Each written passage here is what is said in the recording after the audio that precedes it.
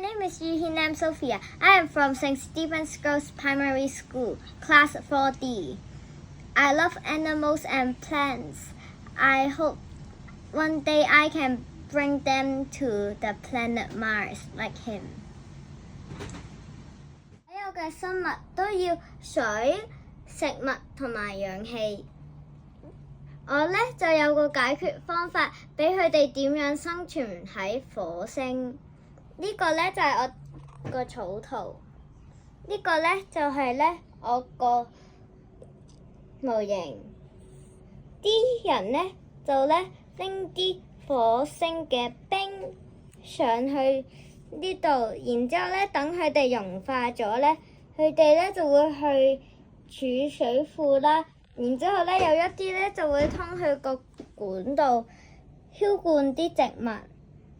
等啲植物生長之後呢，佢哋呢唔單止會俾住火星嗰啲人食物，仲會俾佢哋空氣呢。多謝大家。